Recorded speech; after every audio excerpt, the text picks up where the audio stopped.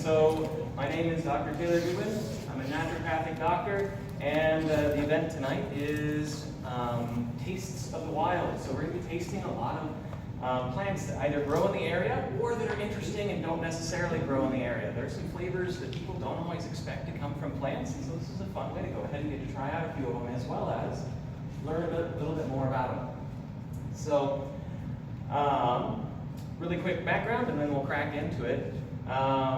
Naturopathic doctor, that means that I went to medical school, studied alternative medicine, and one of those alternative medicine components is herbs. That's my favorite one. There's a number of other ones, hydrotherapy, acupuncture, and then, of course, nutrition, diet, lifestyle.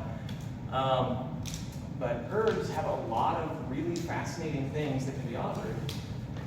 I also was surprised once I was further into, I guess this was before med school, but when I would go out into the fields, when I was a kid, I would be taking field identification books with me, because I was a botany nerd back then. And I would go out there and I'd find one and it'd say it was edible, and I'd taste it. And sometimes it would taste about what you expect, tastes green, tastes like used butter, maybe a little salt.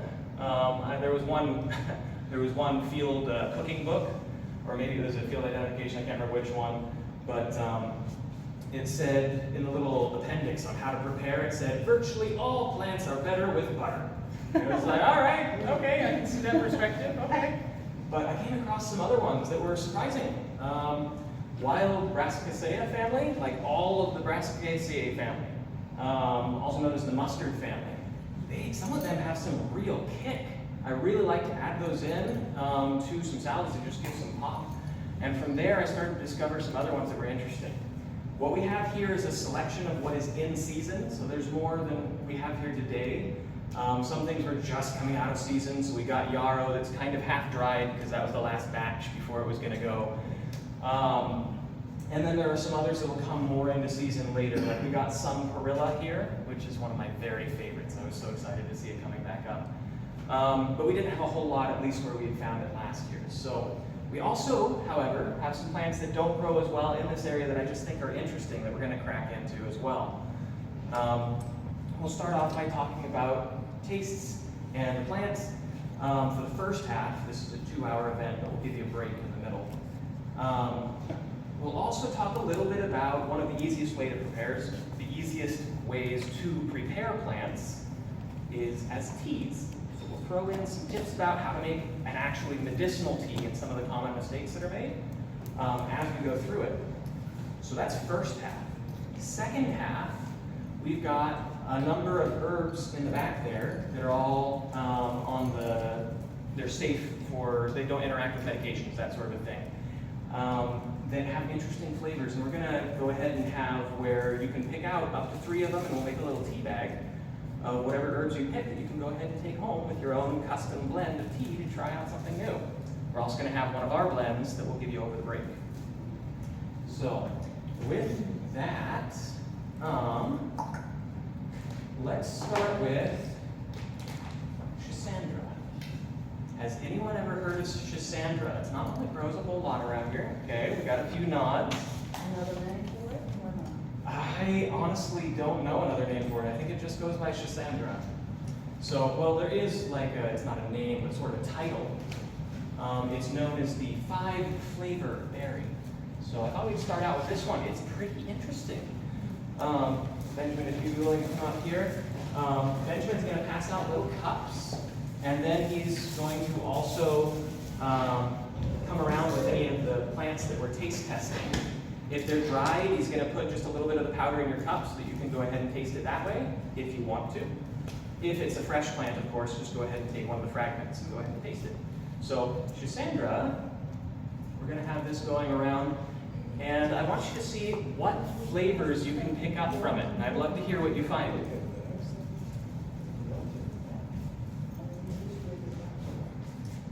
So while that's going around, we'll go ahead and wait a bit. Well, here, you can do it. It's just a quick mic. We'll have it over here. Wait, I can give you stuff. I didn't check it. Okay. Yeah, there you go.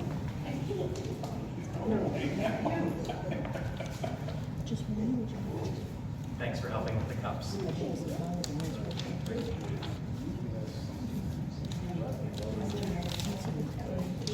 Were you able to taste it?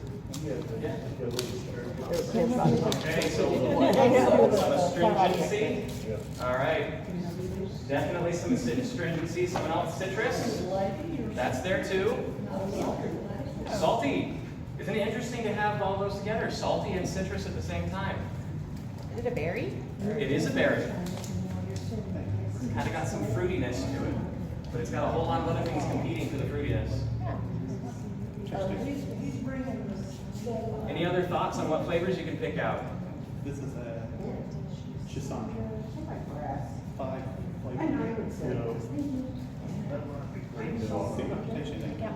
All right.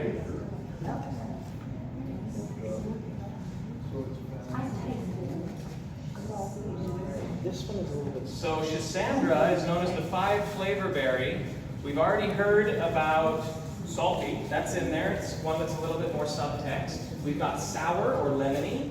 That's in there. I feel like I just tried almost like a little, not like a lot of heat, but like A little bit of spice to it, yes.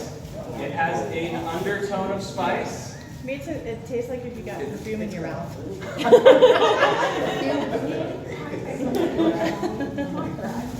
Oh, I haven't heard that one before, but I can see where you're going. It's got a complex flavor. So, So it's the 5 berry, is it like the 5 different like salty, sweet? yeah. So it has salty, it has sweet, it has sour, it has a little bit of bitter, and then it has some spicy. It may or may not have any what's called umami, which is beefiness. But I mean, how often do you expect beefiness from a berry? So it's got 5 out of the 6. Yeah, yeah, it's one that can go well in blends. So that's kind of the high note that I usually get is the sourness. It's like, ooh, yeah, there's some sour, but it seems like different people taste it a little bit differently. So Chisandra is a really interesting one. They call it a 5-flavor berry, and that's what it's famous for. It also has some health benefits. It helps you resist stress.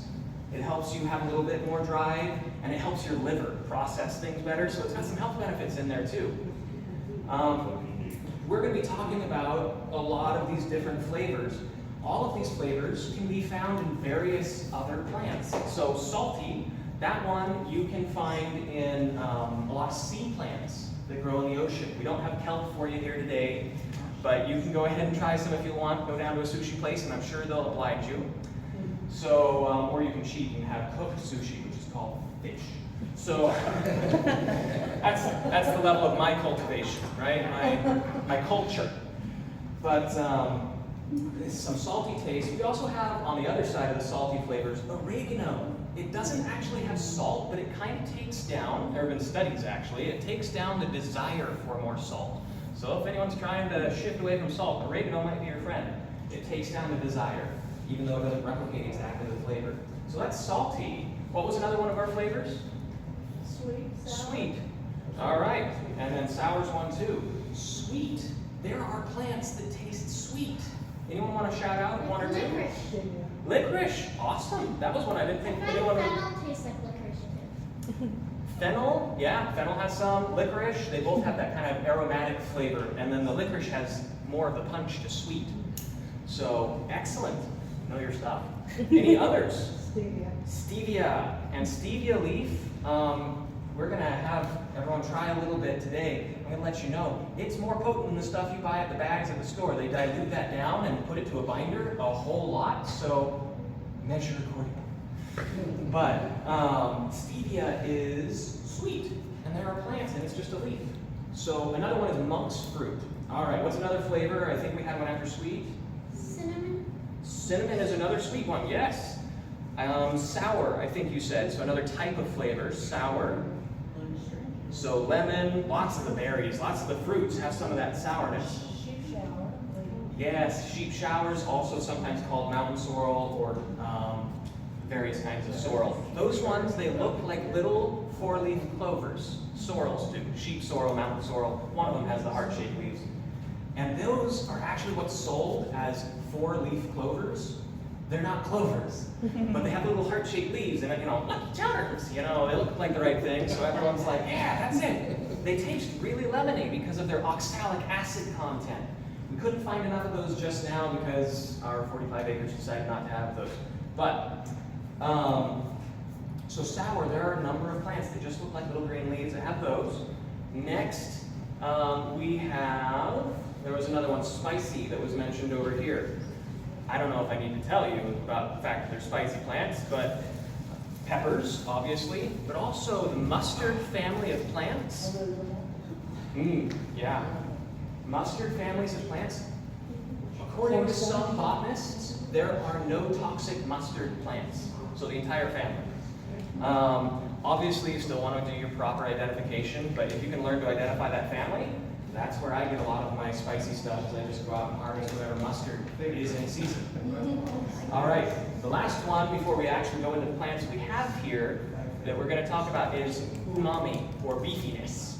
There's actually some plants that have that too. And they are some of my very favorite. They're used in Asian cuisine quite often, and they're really good for you. They're excellent for brain health, and we'll get into some of that. But, how many people liked Schisandra? I can see it. Okay. How many people disliked it? Okay. How many people aren't sure? Yeah. Okay. It depends on what you pair it with, So you just had it straight. It's usually used as a seasoning. You're welcome. I have a sense of humor. So, we're going to shift over here. Thank you so much, Benjamin. By the way, Benjamin is with Secret Life of Homesteaders. He runs the 45 acres where a lot of this was harvested, and they're growing a lot of cool things. So if you're looking for any particular plants, especially if they grow wild, might give them a chat. So, next we're going to talk about plantain. So I'm going to take this leaf right here. Does this look like a banana? No, different plantain, different plantain. So, this is Plantago major. You can tell because it's got the broader leaves. This one, the smaller the leaf, the less bitter it is. So some of these are larger, some of them are smaller, and then we're going to go ahead and have this go around, and you can go ahead and take it. Just a fair warning, there is some bitterness to this. So if you choose to pass, we won't judge you, we'll just eat your leftovers. So my herbalist tongue is completely immune to bitter now. So Plantago is one that grows, and it's known as the herbalist's universal banding. It grows around the world.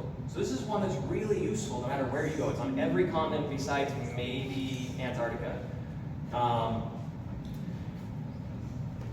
This one it grows in a basal rosette with all the leaves coming up directly from the ground. We're not going to go a lot into identification today, but just to get your mind going on where you might have seen it. It's also got these thick veins on the back. Now, Plantago has some fun stories. The name actually harks back to when the colonials came over from England initially, and this is not a native plant. Plantain isn't, despite it being literally everywhere. The colonials came over, and the Native Americans that were here noticed that everywhere the colonials were walking around, all of a sudden, boop, boop, boop, boop, popping up behind them was this very loyal plant. And so they called it white man's footprint. And so Plantago, how many of you have heard of plantar fasciitis or plantar warts?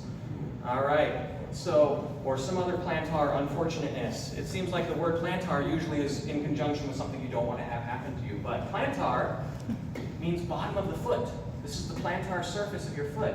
So white man's footprint, when we went ahead and made a Latin name for it, we honored that Native American name for it and called it Plantago. Plantar, Plantago, white man's footprint.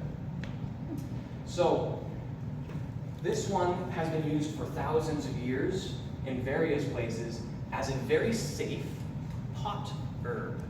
That just means they would use it and throw it in for food. It's kind of like the way that we have lettuce now. This was kind of lettuce before. So when you harvest it younger, it's less bitter. And when you harvest it older, it's more bitter. And when you harvest it older, it has the great side effect of making your kids love every other salad item. So my nieces and nephews, this was great. My nieces and nephews, we went out there and we harvested a whole bunch of plantain things, and we put it next to the kale and next to the spinach, and I think there might have been romaine. We put it all mixed up, and all of a sudden they didn't complain about the kale. It was great. We had harvested only big leaves because I sent my nephew out to go harvest and he didn't want to pick very many, so we picked the biggest to get it done fastest and ignored the whole taste thing. But they ate the rest of it really happily when they heard that they didn't have to finish their plantain. But the smaller ones do taste better. Another fun story. So it's highly nutritious. I'm going to tell you a few other reasons you might be interested in it. There was a couple families in Idaho, and they went on a backpacking trip several days out by foot. Idaho has a lot of open space. And they made it to their campsite, they set up camp, and their dog was out playing, and then they heard a yelp. And they went over and they looked at the dog and they saw a snake. I believe it was a rattlesnake, disappearing off into the grass. And the dog had been bit on its foreleg, if I recall. And they're 3 days out in the middle of nowhere. They're not going to get back for an anti-venom in time. They don't have cell reception because they're 3 days out in the middle of nowhere in Idaho. Having lived there, you might not get cell reception anyway. And so this dog, rattlesnake, not good, might not make it. One of the people there was a veterinarian, but he was also an herbalist. And so he went ahead and he gathered a few plants. One of them was plantain. And he went ahead and made the dog eat it. Veterinarian skills, I wouldn't be able to do that. Made the dog eat some, and then also applied a poultice, or some ground up plant, on the outside of the dog's foreleg. And the next day, the dog, instead of having all the skin slough off like you normally would from that kind of a bite, was able to recover. It wasn't super fun, but the dog survived and it kept its leg. In plantain, there are some things that deactivate certain kinds of venom, but they also deactivate and encourage a few things in our bodies. In our skin, we have skin cells on the top, hopefully. If you don't, let me know, But when you go down a little deeper, you have the guys that grow the skin cells. Those are bathed, I guess, in a bunch of things like collagen, hyaluronic acid, elastin, and those are the things venom chews up and gets rid of. Plantain makes those more resilient and protects them against things that would break them down. So guess what? Even if you aren't bit by a rattlesnake, if you go ahead and have plantain, you're improving collagen, you're improving elastin, you're improving hyaluronic acid content.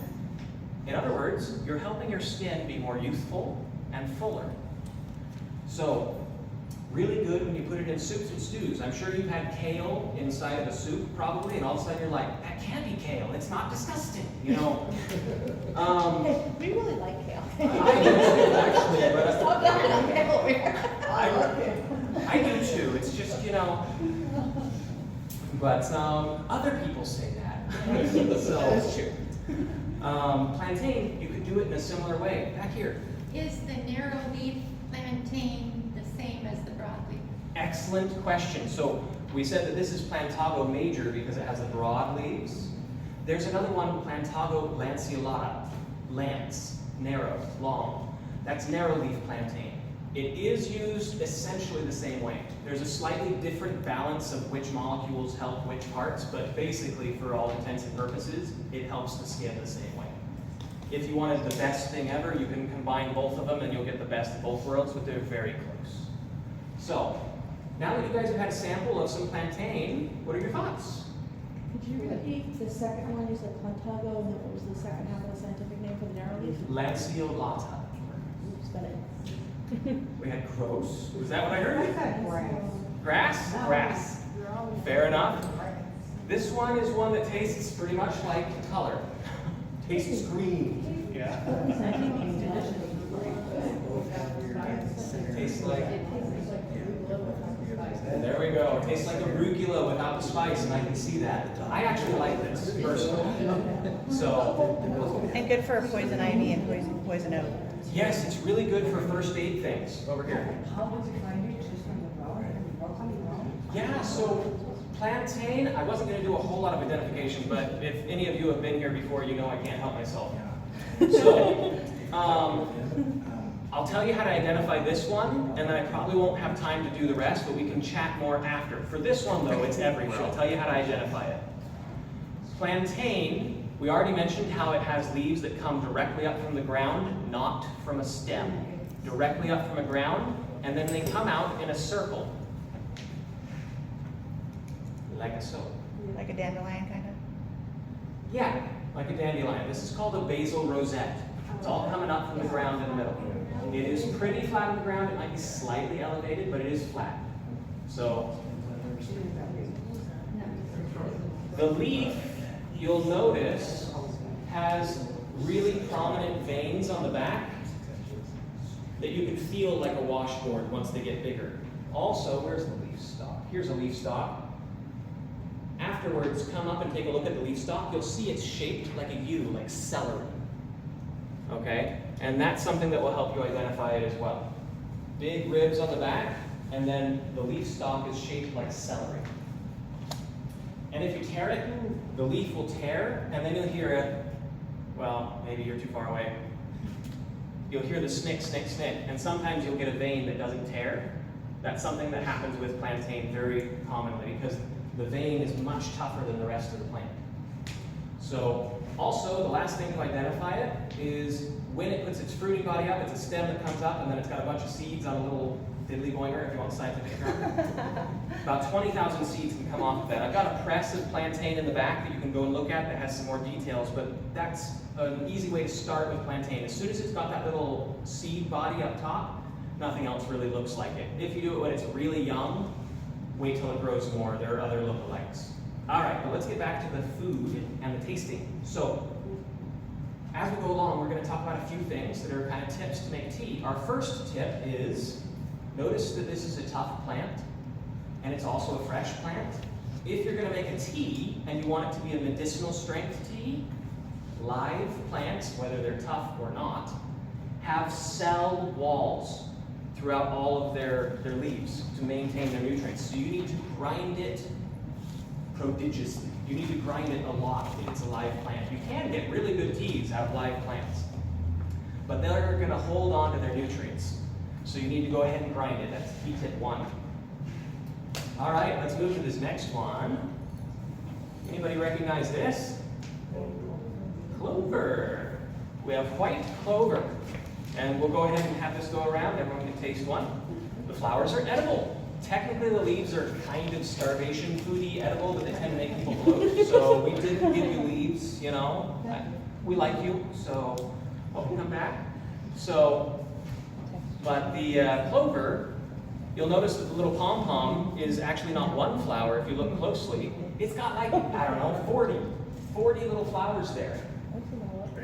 This one is a more, I don't want to say delicate, but maybe delicate flavor than plantain is. And it also is similar to some of the flavors that we have in the grocery store. Can anyone go ahead and guess what it might taste like from there as it goes around? We'll ask that once everyone's had a chance. Clover, broccoli. Yeah, it's kind of in the broccoli area. Brussels sprouts, broccoli. I find, to me, it tastes a lot like peas or green beans. So hopefully that's a good thing. If it's not, then there you go. You've been warned back half of the road. All right. So clover is nature's mini multi-mineral. This has a lot of minerals in it. This is a really good one for getting some of your mineral compounds to build back up. It also blends well into things, I think it blends well into things that have a little bit of a sauce base, kind of like, you know, tacos or something like that, that has a little bit of moisture in there. But I have an herbalist's tongue, so make your own decision. That's bitter. There is some bitter, definitely. They do taste like English peas. Yeah, you and I have the same tongue. All right. So this, besides being a mini multi-mineral, it's also abundant. So this one's around in a lot of places, it grows wild. It's planted intentionally to help put nitrogen back into the soil. And so it's in the pea family, which is why it tastes a little like peas. And the pea family is known for putting nitrogen back into the soil. The flavor here has two kind of secrets here. Well, I guess we'll go with one for now. It does have some bitterness, and bitter helps turn the liver on. And so whenever you have something bitter, we're going to talk more about that over there, but when you have something bitter, you're actually doing a health benefit at the same time. Your tongue tasting bitter is the on switch, one of them, to get your liver making bile, which is part of your detox process. So if you taste bitter, you know that you just did something medicinal, because the flavor is literally what turns the switch to make bile make. And that helps move cholesterol and other toxins out of our body. So pretty handy. All right, so. Real quick, are you talking about all clover or just the white? It's right all clover, right? now, white clover in particular, red clover is similar, but it is a little bit more on the phytoestrogen side, not in a way that anyone needs to worry about. Men have estrogen as well. It's light enough that it also has bitter though, but less of the minerals. So red has phytoestrogen, we'll talk about white for the minerals, but they're both good with the bitter action. So, clover, this is the one that has these little leaves like this, and a friend gave me some 4-leaf clovers that she pressed, which I appreciate very much, and they have these little white angle stripes on them, and so that can help you identify the clovers. They have what's called chevrons. I'm going to go ahead and let you come and look at them when we have, I don't know how much, we'll see. I run my mouth a bit, so I want to make sure that we have time. So, and we're mostly here for the flavors. So, all right. So, how many people liked clover? Okay, fair number of hands. How many people did not like clover? That's fair. All right.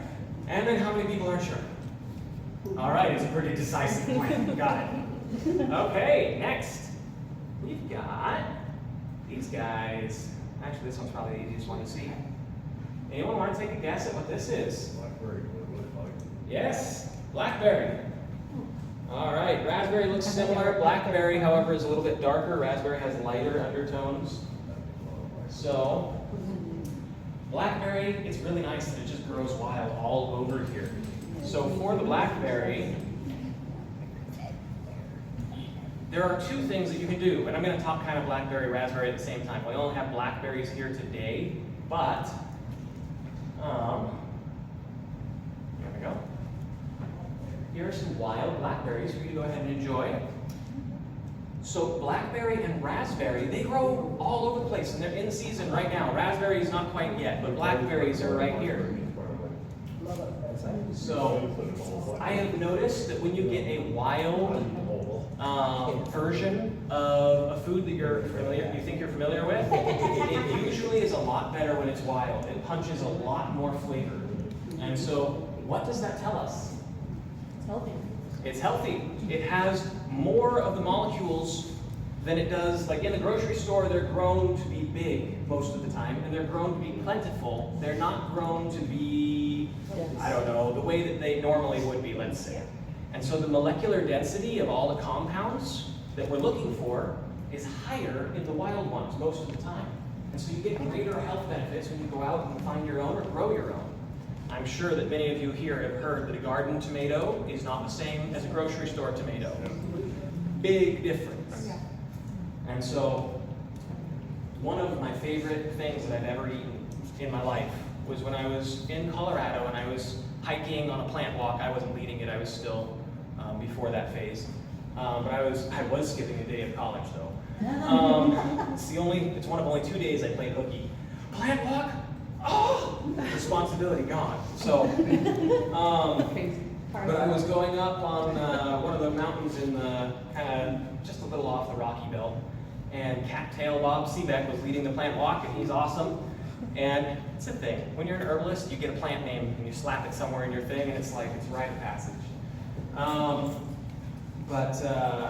We came across just this teeny little patch of wild strawberries. They were tiny. They were one of the best things I have ever eaten in my life. They were amazing. So I highly recommend you just tasted a wild blackberry, go find some more. Safely and responsibly, of course. So, legal suit impending. All right. So the berries are high in anthocyanins or proanthocyanins as well. That's what gives it that dark purple color. All right, that sounds nice and fancy, Doc, but what does that mean in earth speak? Okay, you got me. I'll try. Proanthocyanins are really good for connective tissue and blood vessel health. And so getting berries is something that is really helpful, especially the darker or the purple ones. Those have the proanthocyanins. The rest of the berries are good too, but blueberries, blackberries, very nice. All the others are good for health as well, and they have anthocyanins, but the purple ones tend to have the deepest concentrations. So those ones are good to incorporate. They're also good with cream. So, part 2 of the plant though, everyone kind of knows that the berries, I hope everyone knows that the berries, everyone now knows that the berries are edible. Triple take. The leaves, we don't typically eat the leaves, but anyone know what we might use the leaves for? Tea. Tea. All right, this is one of the better known ones. Blackberry or raspberry leaves are an excellent tea, which is also kind of fun because you go ahead and you put them in and it starts with all the water clear. The tea tip for blackberry and raspberry is that you need to let it steep for the 10 minutes. If you throw it in and you wait 2 minutes and you drink it, it'll probably usually have some color, it'll have some flavor. You're leaving behind a lot of the good stuff. And raspberry leaf shows us that, because if you put it in and you wait 2 minutes, it's still mostly clear water. As you get to the 5 and definitely 10-minute area, the bottom layer gets this deep ruby red that doesn't spread upwards. This is another tea tip, and this one's kind of technical. If you put the tea bag so that it rests partway down the cup, not resting on the bottom, you get a better extraction. This is because lots of molecules have a higher density than the water, and they'll go down, and they'll fall. So if you hold it up in the water that doesn't have anything, then there's a concentration ratio difference that makes so that it extracts better. Short version, if you hang it higher, it does better. If you have it on the bottom, you still get a pretty good extraction. That one's just really nerdy, so I had to include it. And then my favorite thing about raspberry tea is after the 10 minutes and you look in the cup, you've got a 1/4 inch of red, ruby red at the bottom that hasn't spread up to the top, and then you flick it, or you do a little swirl, and it just blooms up through the rest of the cup, and it's just beautiful. So, this tea is really good for tightening connective tissue. So anyone who has inflamed connective tissue, it helps kind of wring out the swelling. It's really good for swelling in general, especially in the legs. And it's good for menstrual cramps. And it is one of the teas that is actually really good during pregnancy, especially 2nd and 3rd trimester. There have been studies that have shown that raspberry leaf will reduce the number of complications of specific kinds by up to 1 2/3. Not every kind of complication, but things like post-hemorrhagic bleeding, as in bleeding after you give birth, reduces that. So, Oh, you're bleeding to have some tea. yeah, do it now! And breathe. And sit. All right. Pinky out. It's part of the bounce. All right. So, You talk about dipping a tea bag and letting it steep. What about putting it in a pan and bringing it all to a boil and then letting it steep? So question was, we've been talking about maybe in tea bags. What about if you just put the whole plant material into the pot, bring it up to the light boil, and then back it off and let it steep? That works well with 2 little caveats. Number 1, we'll talk about that in just a bit, but number 1 is you do want the plant matter to be cut up and small. And the reason I held up the clover is because see how all the flowers are small? The T-tip I was supposed to give you with this is you want high surface area. Clover is already in little pieces, so to speak, and so the water can get in between all of it. When it's going to be raspberry leaf or blackberry leaf, you're going to want to crush it, but also cut it up. And so there's lots of access points. So if you've done that, and then if you have some other way to filter it, like a French press or a sieve, then yeah, that's great. It's a fantastic way to do it. So, any other questions? What's the difference in fresh versus dry? Okay, fresh versus dry. So, we'll go ahead and do that one ahead of time. So, we're going to talk about perilla, and its T-tip is fresh versus dry. So, when it is fresh, we already had that first tip, you need to break all the cell walls or else you're not getting much. Dried, all the cell walls have already broken, so there's a benefit. But the other thing is, some plants, like this one, lose some of their medicinal benefits once they're dried, or at least a lot of them, not all of them. This plant, perilla, also called namon or shiso, in Japan, namon, South Korea, and then it has another name I can't and I won't try to pronounce in China. All that tonal, can't do it. But this one, let's actually go ahead and cut it up and pass it around if you would. So, but It grows here? it does. Perilla is not native, but it grows here now. So this is a mint family plant.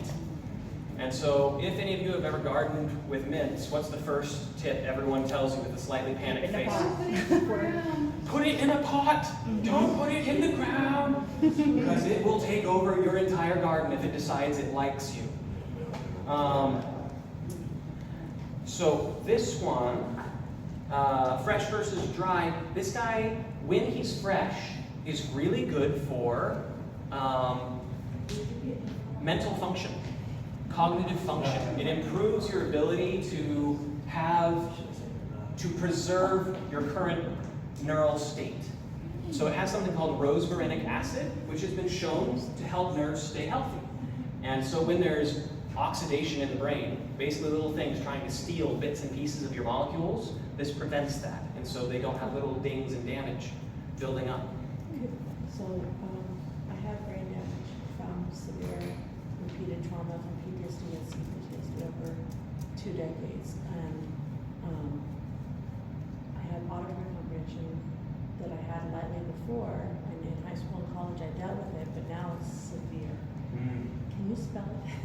I can't hear if you're saying P or B or D. Gotcha. P as in Peter, E as in, I don't know, eggplant, I can read you R that. as in Ralph, Okay. I as in igloo, L as in Larry, another L as in Larry, and then A as in apple. Thank you. I need to eat more of this. Then again, I've never been able to do the spelling out loud thing. When my wife doesn't want me to know something, she said, "Go get the T-O-Y," and I'm like, "Why didn't she just tell me something?" It's bad. So I just don't have spelling in my brain. I still have to do the ABCs when I'm like, "Where's the letter for?" These are alphabetized. Dang it. Yeah, question over here.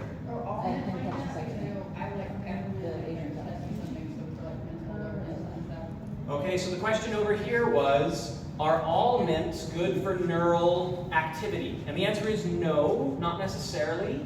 Mints do share a few other things, which was the other thing I was going to get to. I'll get a question back here first, though. Do all plants in the mint family have square stems? Yes, excellent. So we have someone that's experienced in the back.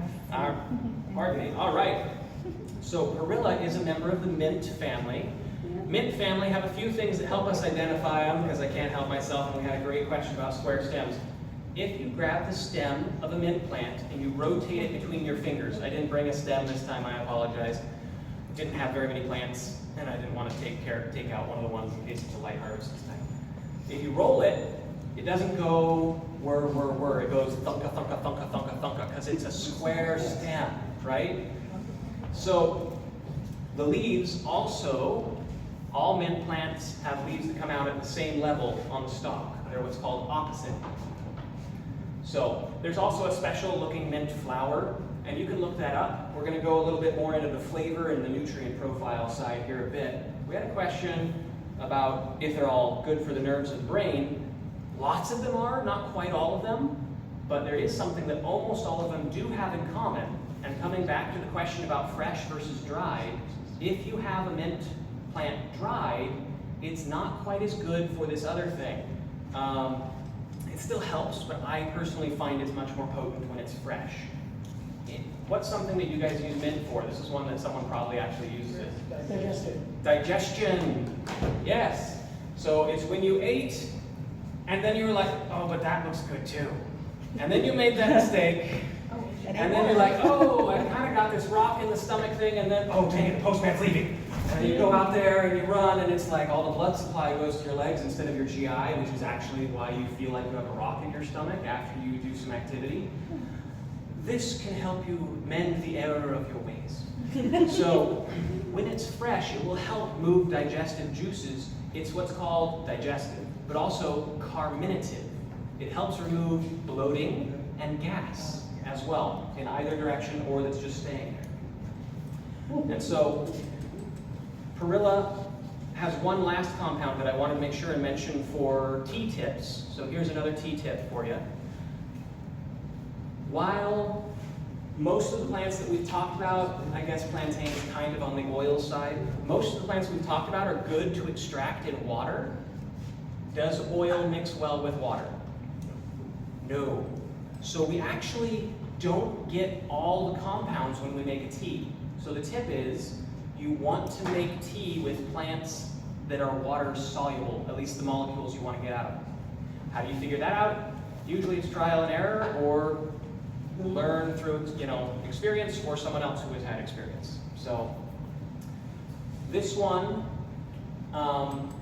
has some oils of a special kind. They're called volatile oils.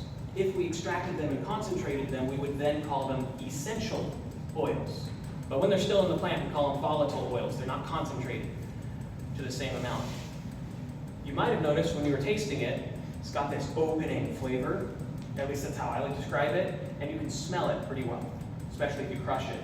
The smell, volatile means unstable.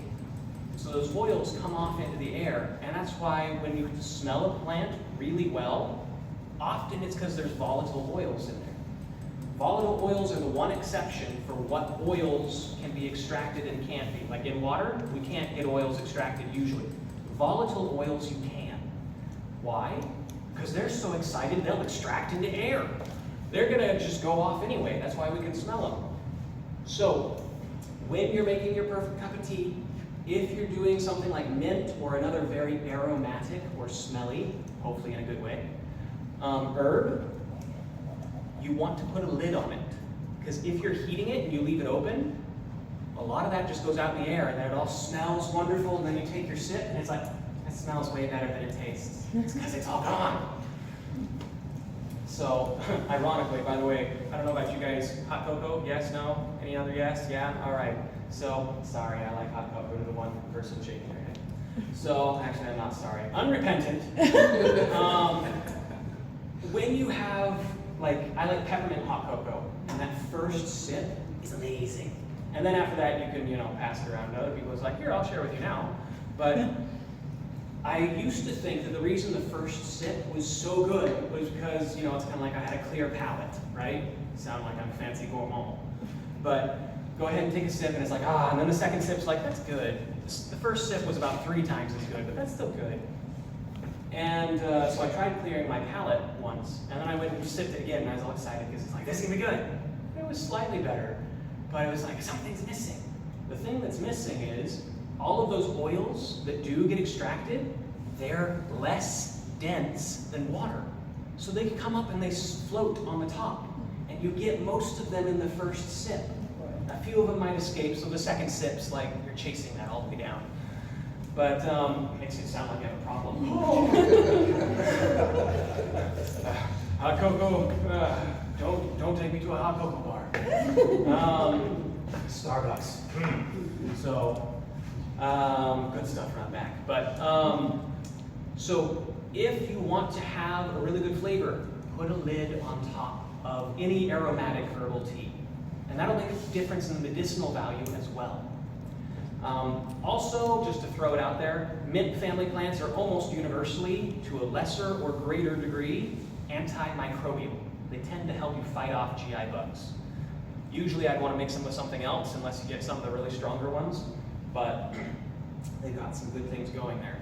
So, who liked the perilla? All right. Who disliked it? That's pretty good. Who wasn't sure? Okay, we have a little bit of fence. Couldn't taste it very well. Couldn't taste it very well? But that might be COVID thing. Oh, Nothing tastes right, but I couldn't taste it. okay, But fair I enough. got a lot of grass in my mouth. That's why we get the plantain first, is so Eats it that better. everything else is like, compared to plantain, that's pretty good. So perilla, it's also called beefsteak plant for two reasons. Number one, someone was really missing a steak. No. Number one, the top, actually this one's got some on the top. Usually the top is green. You'll get some darkening on it. All right, this one's got at least half. They get darker as they've been picked for a while. But notice how it's nice and green there. Geez, the back looks good. I think we might have eaten my pristine example. I blame you. All right. He did it. Okay, all right. In my wife's family, it's the youngest takes the blame, so we'll just have you write all your ages as you go out. I think we've got a no contest over here. Oh, Anybody yeah, beat okay. 11 years old? Okay. We can't be sure. All right, on the back of this one, you can see some purple dusting. It's very light. On this one, I mean, you can see the purple blotching. The dusting is more what it looks like when it's fresh, and so I wanted you to see the dusting, but you can get some that blotches while it's still fresh. That purple dusting, no other mint does it, and it can come across actually a pretty vibrant red underneath the green. The green's always on top. I'll leave them up here so people can look at them a little bit closer. I'll make a second pass here that's a little closer for people on both sides. So. What about the purple varieties? There is a variety that is bred to have more purple, and like everything else, has escaped. So you can find more of that. It depends on where you are. Both of them have the same neuro benefits. So the purple have generally in vegetables, if it's a color and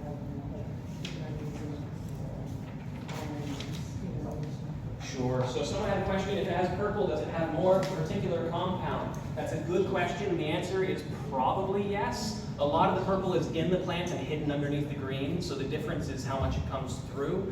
I don't have the answer to which compounds would be more in this exact plant. I do know that it has a lot of rosmarinic acid, and as it dries, that increases. And then a lot of other compounds, anthocyanins, decrease over time, and some other polyphenols. But I don't know that exact one. I don't care that you didn't answer my question. It was fascinating. So, Now, if you have a party at your house, do you set out stuff like this with like ranch dip? if I have a party in my house, do I set this out with ranch dip? The answer is, if I can get away with it. I peek around, it's like, all right, car's gone, go! All right, so, with perilla, I wanted to say it's also very calming. I have been able, the flowers, I don't have any of them yet because it's not that part of the season, but the flowers, if you chew on the flowers while they're fresh, ideally, if they're dried, then, there you go. It can be very calming to people who have issues with anxiety. To the point, if you have enough of it, you're chewing on it, you're sucking on it, and usually if you keep it under your tongue, if you want it to be quickly effective, it will absorb into your bloodstream faster there, and you can actually abort a little bit of a panic attack if you're going to go ahead and have that there. Does it automatically do all the work for you? No, you still have to be doing, you're like trying to be calm, but it supports it a lot with the people that I've worked with. So, Is that just the flowers or the leaves as well? mostly the flowers, the leaves have some of it, but the flowers are the ones that are more potent in the calming down. So, and I really like the fact that they have some of that savory kind of flavor. that's more towards the more main dish kind of thing coming in, which is why we have it here today. What is the flower seasons? When is it coming? So I would say August, September, October, and then it starts to go away. Thank you. Yep, no worries. And I've only been in the Ozarks for a year, so I was in Arizona before this, so I'm still in my own shop. That's my Perilla. Nice. Can you keep that? Don't put them under your tongue. No. He'd be offended. So if you save it for later is the question. When it dries, some of it goes down. It's best fresh, it's useful dried. So Perilla is one of my favorites. It's got a lot of good things going for it. And frankly, I know this is a little bit of a stereotype, but I've wondered if the reason lots of Asian ethnicity eating cultures tend to, at least from my perspective in the circles I've run in, tend to usually have clearer skin and more graceful aging, let's say, than at least I've seen. I wonder if some of it is because, by the way, this helps with both of those too. And so does burdock root, which is another thing. They call it gobo and they serve it as a vegetable. Burdock is, where did it go? Burdock's gone. Actually, yeah, it actually might be. Might be mixed in with all the plantain. Oh, here it is. Oh wow, you really went crunchy on me, buddy. Sorry. No, you're good. Was that good? So, We're trying to save them because we want a bunch of the roots. So yeah. the one little leaf. So burdock usually has, so when it starts, you have some small leaves on the top. At the bottom, the leaves are huge, and I didn't specify. Burdock, I'll just mention it since I don't have a great example to show you. The root is really good for the liver and skin, and you can use it as a vegetable. So I highly recommend looking into that as another one. And the last tea tip goes with burdock root or dandelion root is also another good root. When you're dealing with roots, doing the typical tea method isn't going to extract very much. Roots are very tough. Anyone know a good method for doing roots? Grind them. What was that? Grind them up. Grind them up is very good. You do need to, that helps a lot with surface area. Roast them. So that is one way you can do it, is you roast them. And even more, so that's a good way. You can also get an even better one with an application of heat like that, but you boil them. You boil them for the full 10 minutes, which sounds like, oh, the medicine is gone. No, roots are tough, it's okay. And so you do what's called a decoction, which is just a fancy term for 10 minutes of low boiling instead of just steeping it for the 10 minutes. And you get a lot more medicinal compounds to come out. So, here we go.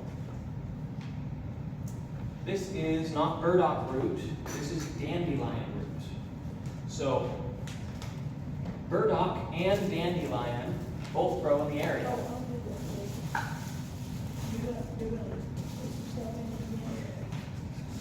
So burdock and dandelion both grow in the area, and the parts that we want from them are the roots. And we just talked about how to prepare them, but they've got some fun little properties.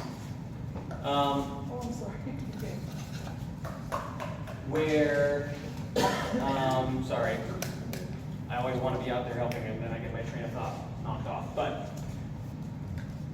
where in the liver does a whole bunch of jobs all across the body.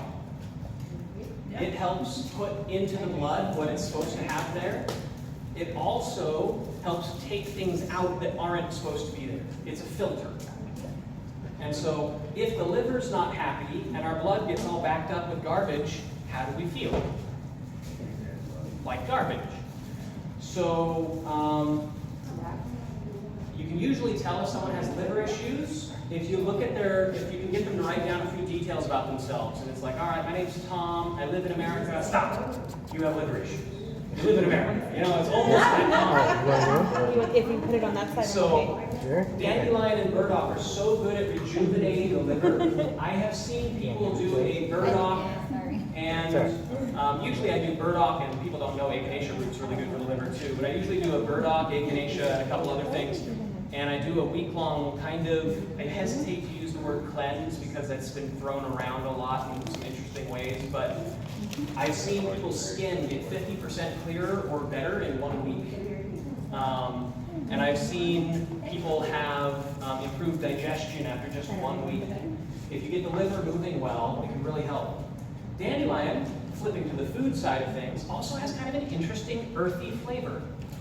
It's not one that you kind of expect. It tastes like someone tried to mix in a few different things with, it's just kind of unique. I can't describe it super well. Maybe you guys can tell me, what do you taste with dandelion? Umami? It tastes almost beefy, but then it becomes like this, like, almost like a little bit of a bitter, at the back. Yeah. Some beefiness followed by some bitterness. Anyone else? What do you taste? Like almonds? Okay. Anyone else? What do you taste? Corn flour? I can see some of that.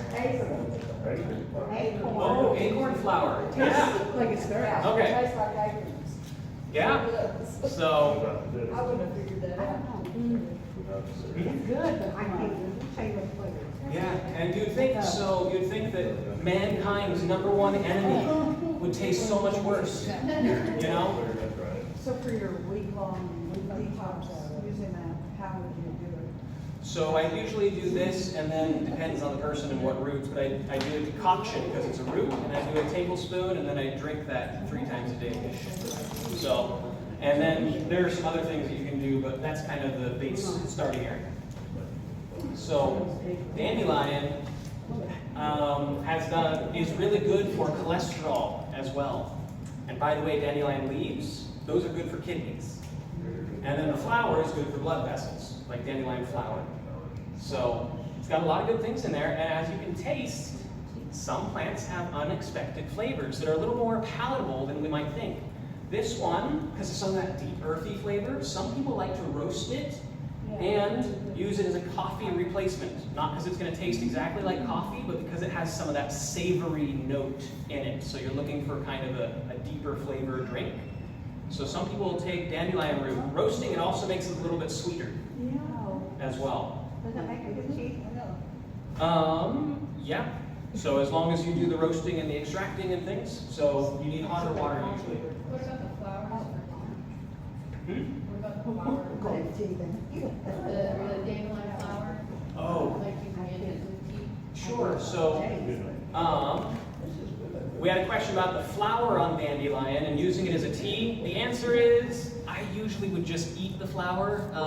I don't know that it gives very much into tea. Its compounds, I mean, it's got lecithin, which technically is kind of dissolvable in water. It's an emulsifier, which means that it makes oil and water come together.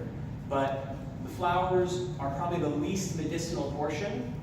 But if you're going for food, I usually would just take the flowers and then spread them over, again, tacos. Because of the lecithin, I had 7 children, and I lactated with 14 years and donated breast milk in 5 states. And I ran a breast milk donor support group. When you have an oversupply, you get clogged milk ducts at a much higher rate. Okay. And that dandelion flower is one of those things that we would tell when we would just consume them, and it would keep your milk ducts from going. That and peanut butter M&Ms, because it has lecithin. Awesome. So in case you couldn't hear, this lady back here shared a story about how milk production while lactating to give milk to children, if you're having a production issue there, many people in a group that's trying to make so there's enough milk for children to go around kind of a thing. So many people have found that having more dandelion flowers makes so that you don't have a deficiency of supply. And I can totally believe that because lecithin helps things not get plugged because it makes oil and water dissolve together, which helps with artery plaque as well.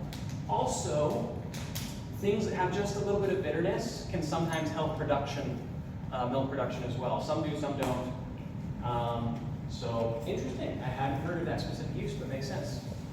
It's actually true for all animals. So if you have animals that are having trouble feeding babies, give them some dandelions. Wonderful. Animals that are feeding their babies, making milk. So in case anyone couldn't hear, Benjamin mentioned that this is not just true for humans, it's true for all mammals. Dandelion helps improve milk production, and that's something that you would know about. So, What did you say about the leaves that they're good for? dandelion leaves, those are helpful for kidneys. They improve their diuretics, so just be ready for that. Okay. But they're also high in lots of vitamins. So where clover was our multi-mineral, dandelion leaf is our multivitamin. So, dandelion leaf, there's a saying, which has been passed around, where the plant that you need is going to grow near you. And I often will share this saying after I have blown dandelion seeds into someone's lawn. So, dandelion is one that pretty much just can't go wrong, and everyone's trying to get rid of it. It's like, just go in and help them, right? You didn't spray this? Great, let me just be so helpful. Take it in the baskets home. The root's practically a vegetable. It tastes pretty good. So, was there any other hands on the dandelion? Could you coat, could you use it like you would flour to coat leaves or something and fry them like that or not? I don't see why not. I haven't personally tried that. The question is, can you use it as a flour? Usually, if you're going to do baking where you want things to rise or have a gluten structure, then you need to mix it with something that has that ability. But if you're doing flatbreads, or if you're just battering something or something like that, lots of other things can do well as flours. And so dandelion root might be one of those. Have you ever had dandelion wine? I have not personally, but I have heard that it's very good. So dandelion wine, that would be often how the flowers would be put into a liquid state. So I haven't heard of them as tea, but dandelion wine. Have you? No? Unfortunately, I haven't. Okay. I totally want to do that. I was just going to ask, if you make a concoction, like how long is that good for, like medicinally? Like can you stick it in your fridge and keep it over a couple days, or is it kind of like drink it right away? Okay, good question. The question here was, if you make a concoction, by which we mean tea or decoction, if it's in water, how long will it last? All right, so this is the part that I was debating on if we get this nerdy, and we are. Everyone can blame.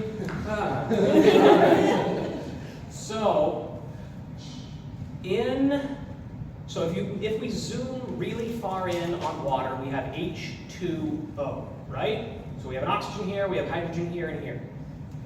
Oxygen is electronegative. Hydrogen is positive.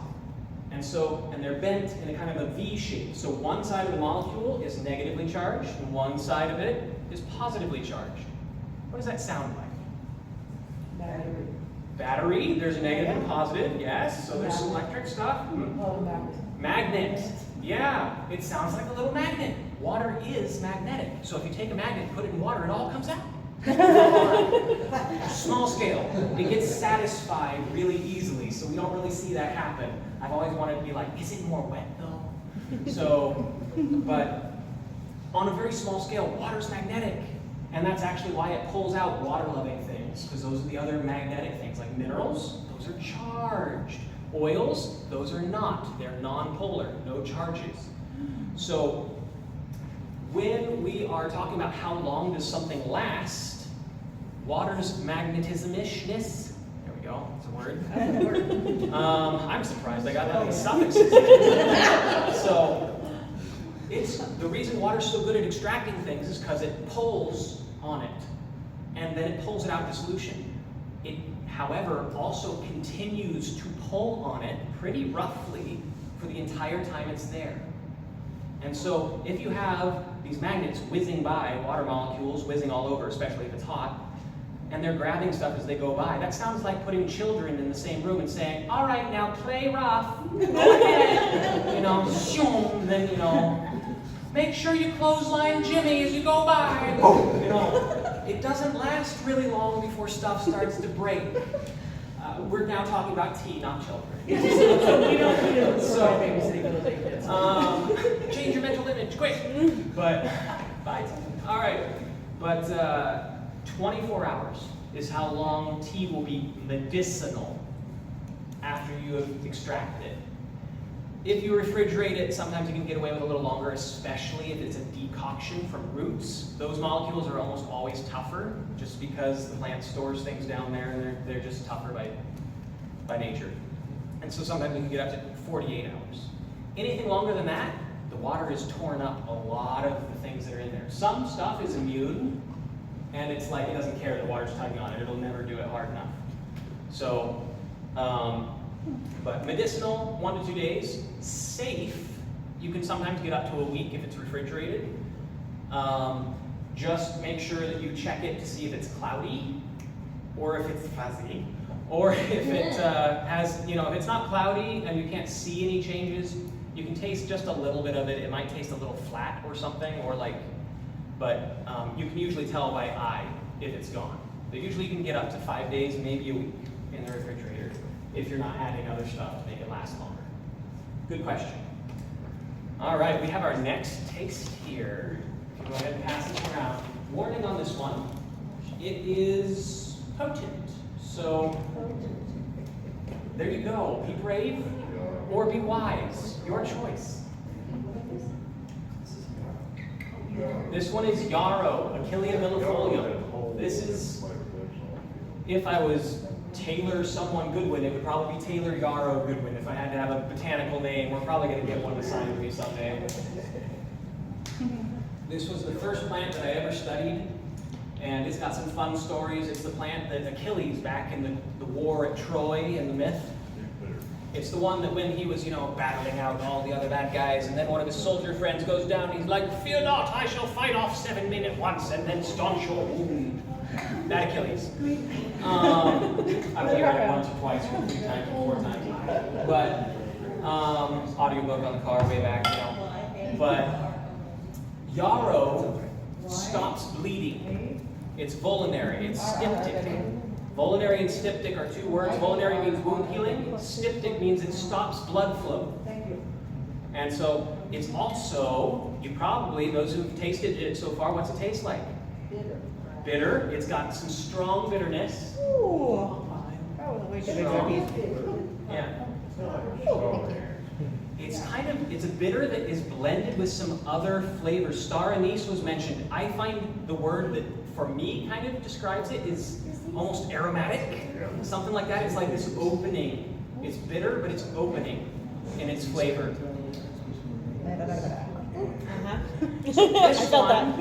This one falls into medicine rather than food. Most of what we've been doing so far has been food.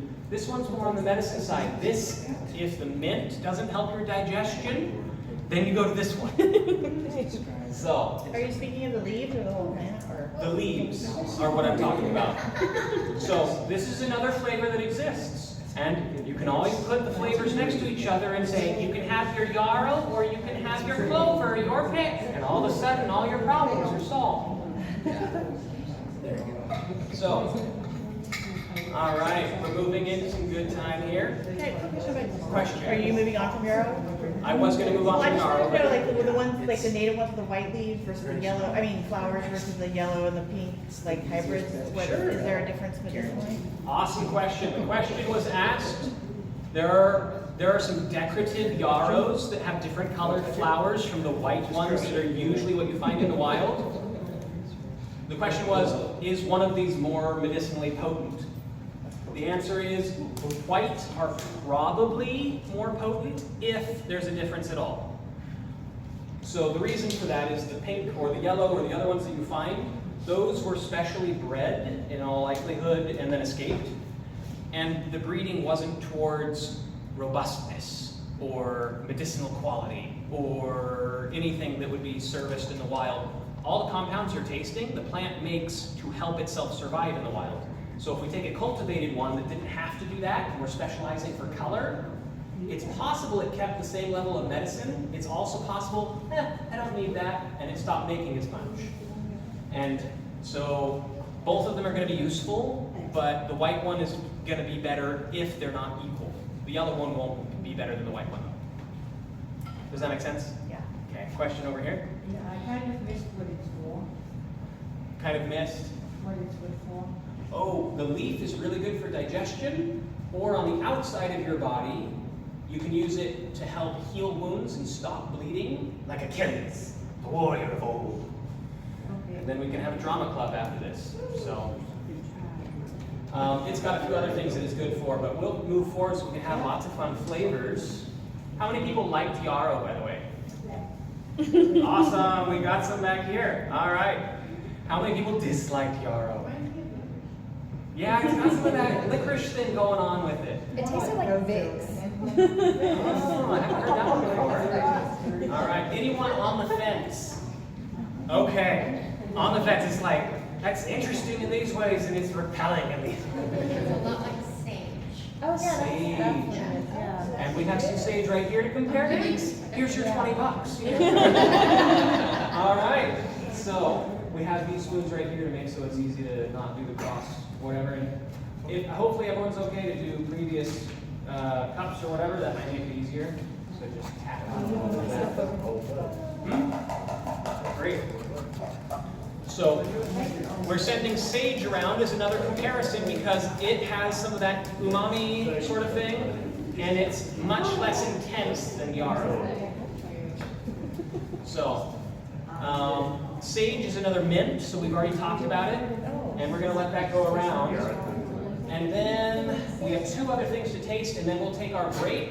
And then when we come back, I'm going to tell you what we'll do when we come back right now, and then we'll do our last two. When we come back from break, there's a table over there with a number of, to your guys' right, behind you, there's a table that has a number of bags of herbs. Now that we've tasted some of these, not all of the ones on the table have been tasted, but when you come back, we have little tea bags that are empty. And you guys, we're going to invite you to come up 2 at a time-ish, and then you point to the 3 herbs that you want. We're going to put those in your tea bag, and you'll be able to go home and have your own custom tea. And so you're going to make some of your own. So we can go ahead and have that going. Is this like regular, like culinary sage? This is, yes, it's the same species, but it's specifically preserved in such a way that the medicinal compounds are more intact. So it's going to be more flavorful usually than what you get at the grocery store. Okay. But it is the same plant. Okay.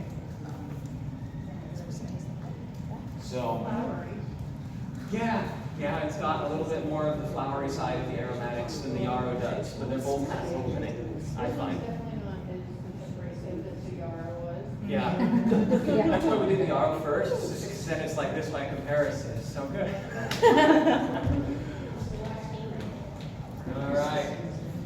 So, I'm going to go around with this. So, there is, I'm going to tell a story first. Okay, something happened. Let's see how we are with history. Everyone ready for this question? Something happened in 2020. Oh, all right, we have a bunch of people who passed. COVID. Something. Yay. What happened? So, Something did. where Don't know were what, you? the jury's out, but- I heard someone say, what happened? All right. I'm an introvert too, it's okay. But I play an extrovert, so, on TV. But let's see, yeah. So, everyone was like, what helps with COVID? We need to find something that helps. Well, studies went all over, something came around overnight. There are lots of things. The one that I have in mind right now, elderberry. Elderberry has actually been found to be effective. It's not like knock it out magically, but effective versus COVID. The reason is, number one, it's antiviral. Number two, it doesn't just attack the virus, it makes your immune system better. And number three, it tastes good enough that you'll actually take it.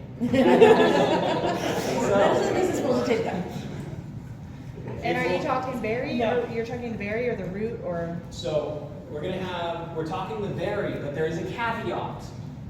The berries off the bush have cyanide. That sounds great, right? It's only a little bit. If you eat a couple berries, you'll probably be fine, but it's probably best to not be like, oh, my daily dose of cyanide,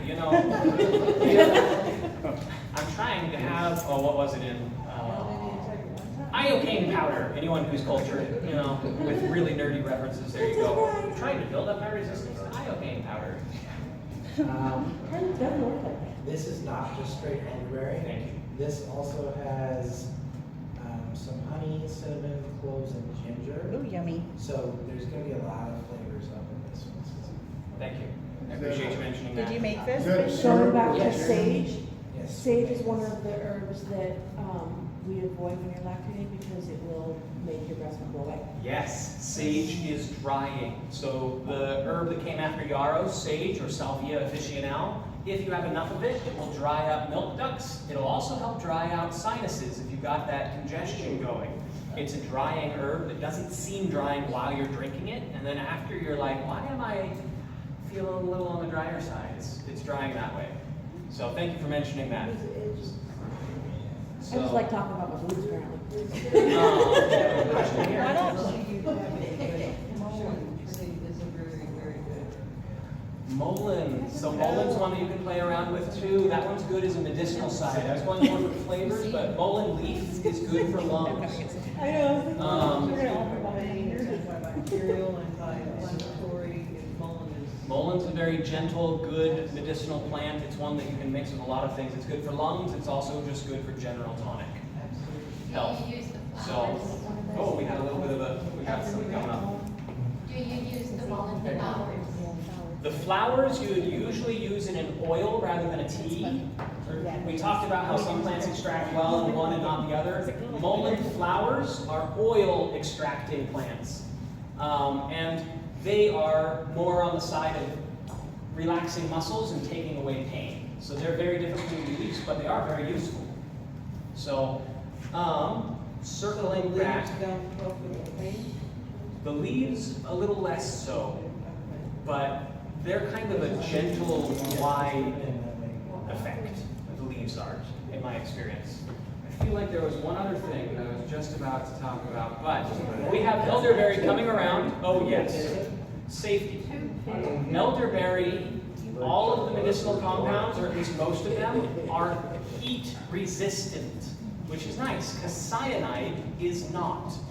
So when you cook the dickens out of elderberries, you're not actually damaging very much the medicinal compounds. Some plants are really resilient. We talked about decoctions and how they are resilient to heat.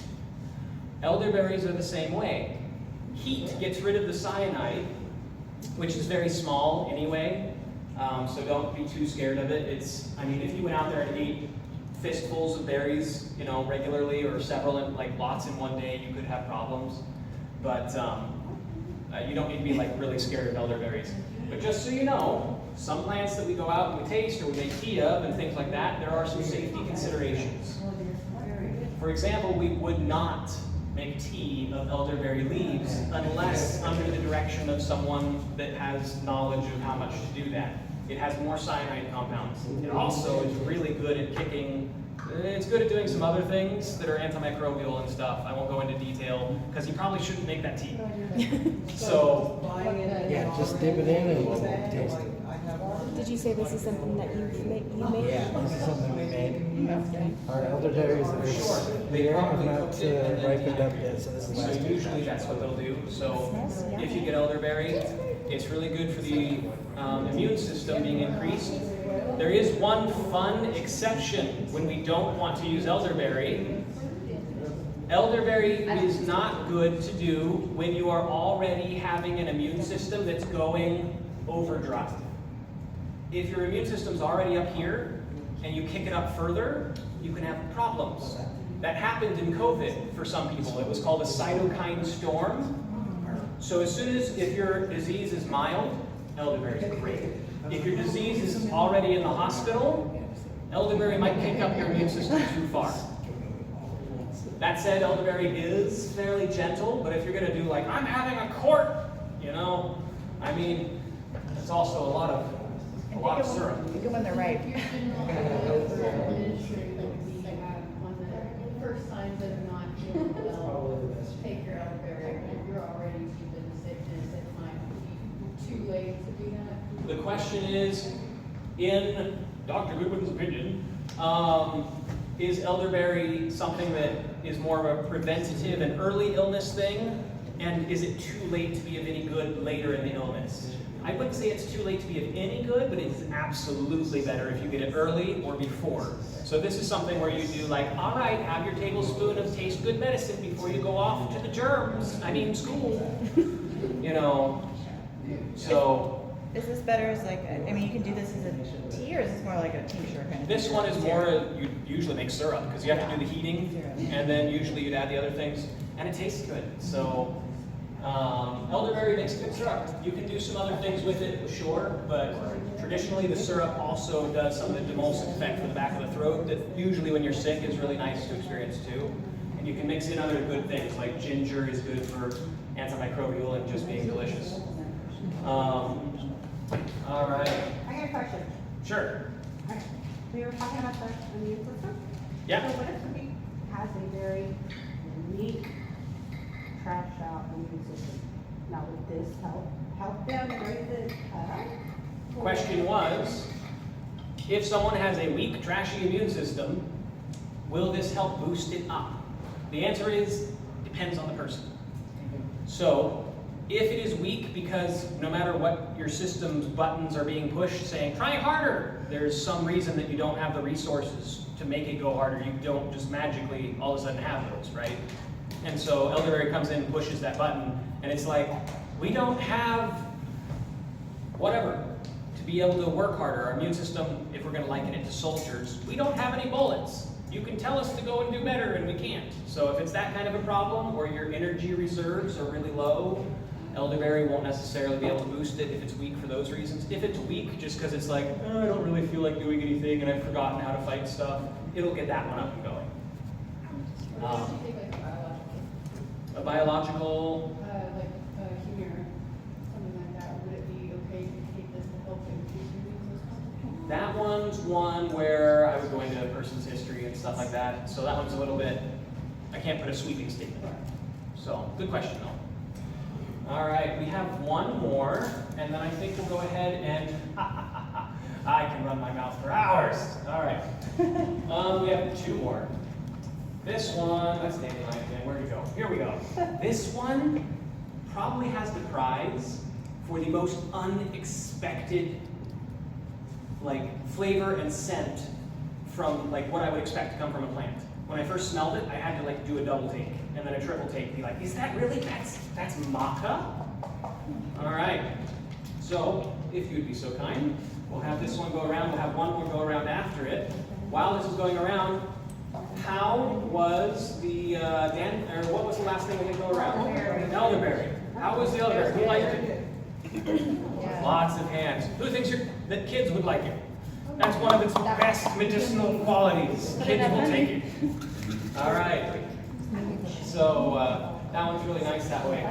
I recommend, as it's going by, either smell it from your cup or smell it from the bag. Maca smells amazing. So go ahead and have a sniff if you want to. And then after that, And what is it good for? maca. So maca or lepidolum is really good for, it's a phytoestrogen. So this one's a little bit more, so it can be treated as a vegetable, but not in these areas usually. But I brought this one, even though it doesn't grow in the area, because of its uniqueness. It's really good as a phytoestrogen. So it can help people, so women going through menopause, this can help alleviate some symptoms. Or in postmenopause. Or if you want to have some, I put this in heart health herbal blends, because I make custom herbal blends for people. And I'll put maca in, because it helps keep the blood vessels in the heart healthy. And so that's something that I'll add into my herbal blend. Yeah. Oh, interesting. It tastes like butterscotch, in my opinion. It smells like it anyway. Not tastes like butterscotch, smells like butterscotch, and then tastes somewhere in that area. But I am a herbalist. Where is it grown? That's a great question that I used to know. I don't remember where it grows. It is important. It has another name, I don't recognize it. Maca or lepidolum. Those are the two names that I know for it. Yeah, lepidolum miami. This is good for boosting It doesn't actually boost your actual estrogen, but it hits similar buttons to estrogen. So it's not like you're taking a hormone or anything like that, but it is giving support to those systems. And actually, interestingly, we used to eat a lot of plants that had phytoestrogens and phytoprogesterones in our normal diet hundreds of years ago. And I'm pretty sure that the reason some people are like, hormones suck, is because we aren't doing the other half and eating the support structure anymore. And so, if you have high levels of a certain hormone, phytohormones bring it down because they get in the way and they push the button gently. And estrogen comes by and it's like, oh, that button's already occupied, I guess I can't push it. If you have low levels of estrogen or whatever hormone, then having someone pushing the button is better than having no one push the button. So it kind of brings you to a midline, whether you're high or low, unless you really have a lot of it. And then it's like gently pushing it 100% of the time, 24/7, that's a little much. But in general, phytoestrogens, they kind of do a lot of the estrogen picture, from heart health to female issues to being able to feel empathetic, actually, also. So that would show. Is that good for some? Like a box? I'm careful about that word. You would need to dose it properly and all this other stuff. You can have too much to where you throw them out. You can have too little to where it wouldn't do anything. You need to, so that's case by case. Some people I give more, some people I give less, some people I say don't have it. So the question there was, so it balances your hormones. Kinda, but it's not like an auto, one switch, one thing fits everyone. Every individual. So, for the flavor, who liked how maca tasted? All right, who disliked maca? This is Okay. really good,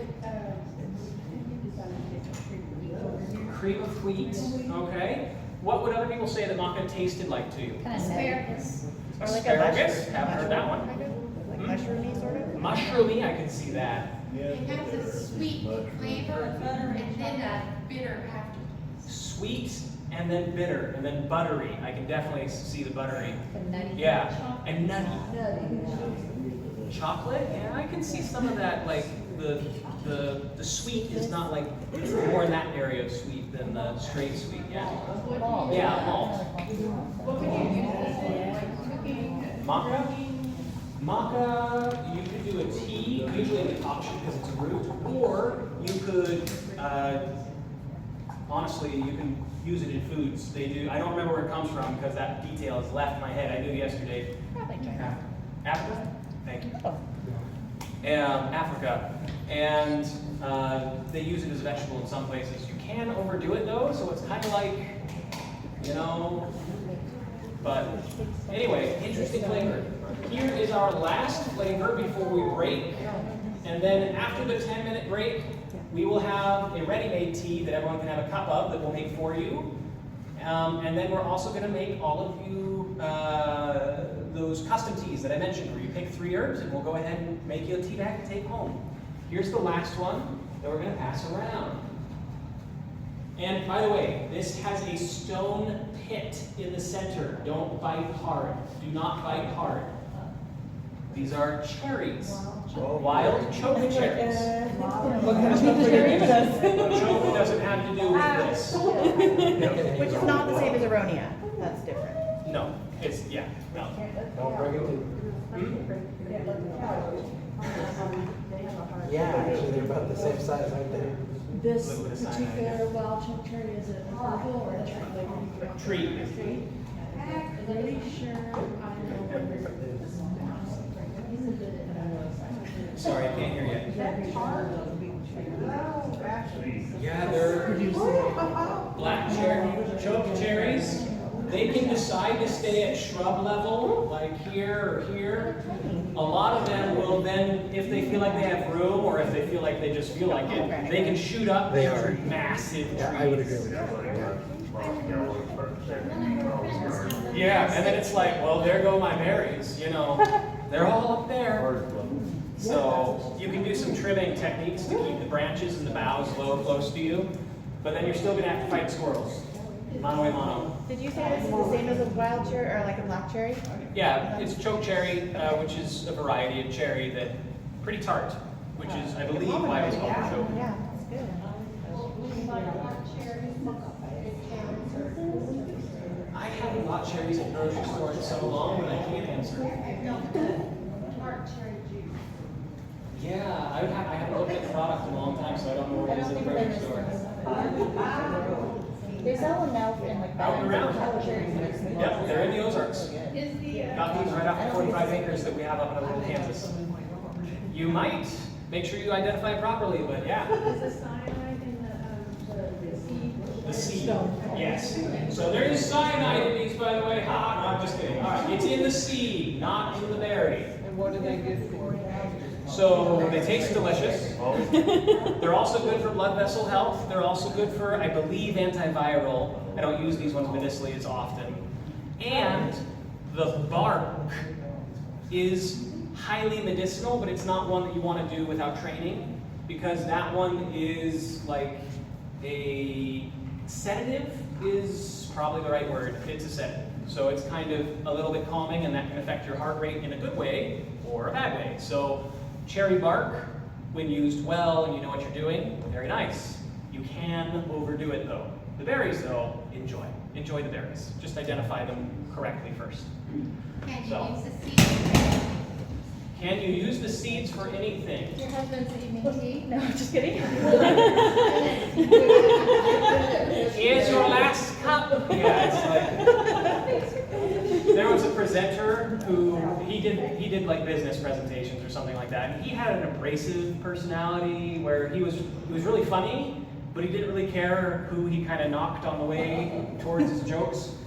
And one of his audience members stood up, and it was a lady, and she said, "If you were my husband, I would poison your coffee." And then his retort was, "Ma'am, if you were my wife, I would drink that coffee." So I guess that's all that comes to mind with what you can do with the seeds. But no, I don't know of anything you can do with the seeds. You But can't use them like roasting them and grinding them and use them for a seasoning. you might be able to roast them to get, because cyanide breaks down under heat, right? You might be able to do that, but I'm more on the medicinal side. If it's more of a food thing, there are some details I definitely miss and would like to learn. So I haven't seen it used that way, but I'm not an expert in black cherries. I don't even use them medicinally very often. So they're sort of my interesting peripheral knowledge, not depth. Is that something you're aware of? No, I've never tasted them. They're really delicious. And these I are really native, like them. right? These are native? Yes. Yeah. Cold, well, when you say native, they grow here. I haven't traced everything backwards to know what's native and not. Occasionally I get that knowledge, but If you're a farmer, they're very dangerous for your cattle. If the lid falls off, they will kill their cow. Why? Because this is so heavy? Cyanide. Oh.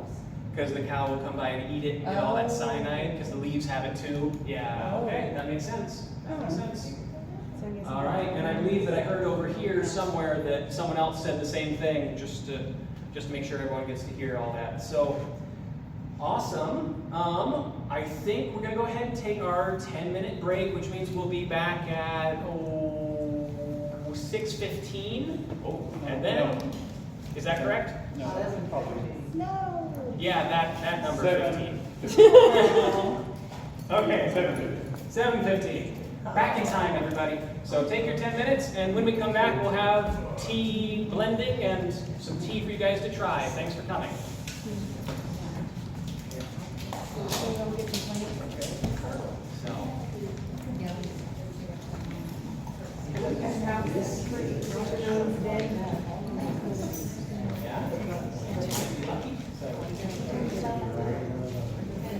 Sure. I recommend looking up how to identify besides just fruits. There are more fruits that look similar. So, that's a good start. That's a good start.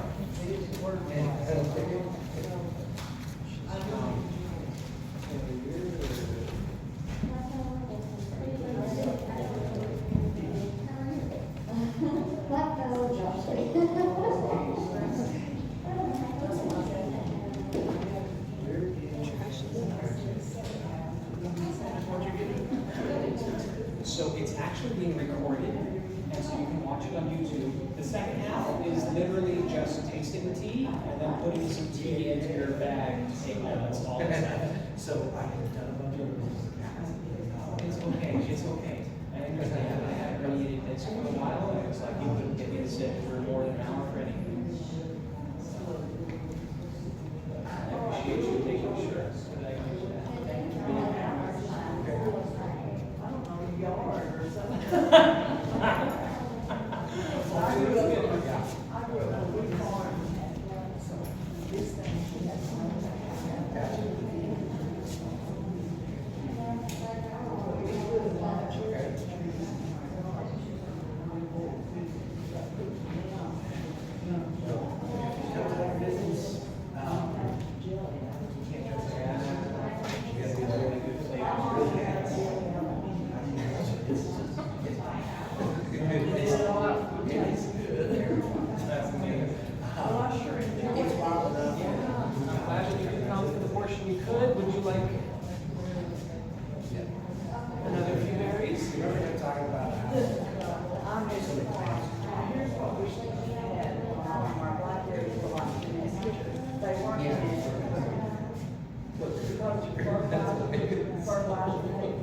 Yeah, that's what And then the drain and that fertilizer will run down into the,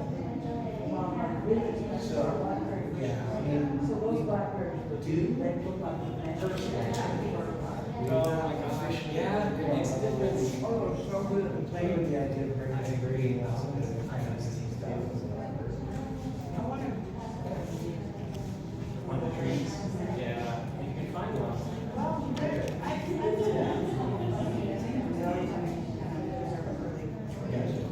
wanted to ask you about your like medicine making class. Yeah. Is that, and I forget if on your website it says dates. Is that? It's in June, and it's starting like August, third Saturday of August, whatever that is. And is it Okay, wonderful. So, would you like more information? Would you like to sign up? I want more information before I sign up, but yeah. Do I need to, but I can get a deposit or? So there are two ways to go about it. One is that it's kind of a per month, you go ahead and do 5 installments kind of thing to spread it out. Total cost is $200 5 times for a total of $1,000, or if you do it all up front, then you can knock $200 off for $800. It's an 8-month program, and all of them are recorded. So if something happens, also usually the student groups where they're like, oh, you should do it for you, you know, no guarantees. Details on how it works. We cover, obviously, safety is the most exciting topic, but it's what makes you feel confident in being able to do what you can do. And honestly, if we didn't cover that, number one, it would be a whole, and number two, yeah, so you'll be able to know where your limits are is really helpful. And number two, we go over, well, how to think like an herbalist, which is huge. You go on a blog, it's like, I guess all this look good. It's like, well, they all say antiviral. Well, do they say all the other things that help support what you're trying to do? Like COVID, it's not just antiviral, you want to support the lungs. You want to go ahead and make a good business system, shoot high, you want antiviral and immune system, and lifestyle and food immune system. So we go over how to think like herbalist like that. We go over all the herbal actions, so that you categorize, instead of memorizing 300 herbs. We memorize 3 dozen herbal actions, and then categorize the plants into those. And so it gets you an organized structure in your head. We also pay medicine teas, oils, salves, poultices, ointments, and tinctures. And then how to not make a mistake where it's like, well, that was a fun $500 lesson. So that's kind of what we go through. So, okay. Blackberries are open season. No, you're totally fine. Well, I'm really honored that you made time to come twice, because I know that outings is kind of, they build on top of each other. Go ahead.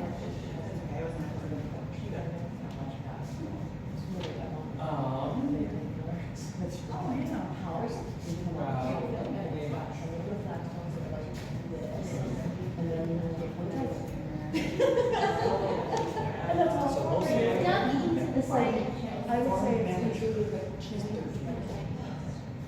That one, yes, I heard that one. I'm glad you mentioned that. So you're right, I need to mention that one. I said it should be small enough, but I didn't mention it. She does almost everything. Work out, she's like, At this point, I basically show up and I'm going to and she gives me a letter. She makes sure I have it. So, I appreciate it. So you, she'll start next week. okay, yeah.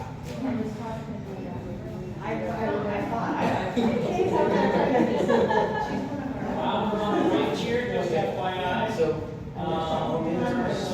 Displays over here, you can read and tell you about some of the local plants. There's also a sign up for a free minutes in console if you're interested.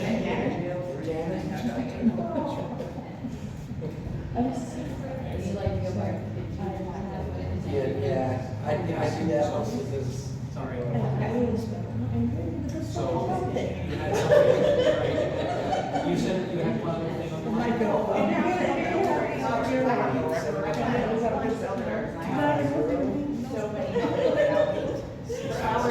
That was a judge told me. He goes, The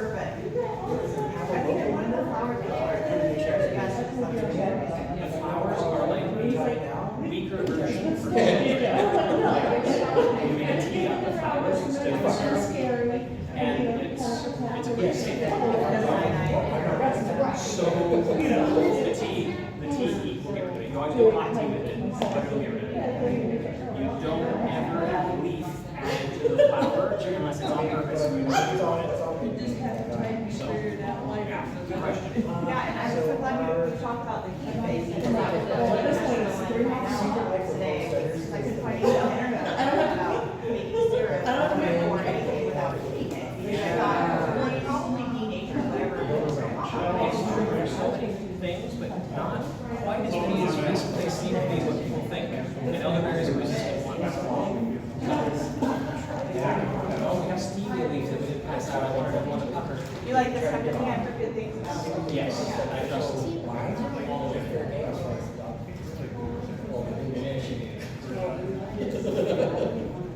All right.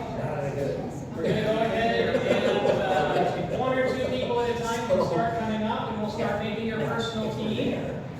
And not your personality, your personal tea. So just go ahead and grab yourself a tea bag and we'll go ahead and talk through the options that are up here as you enjoy it.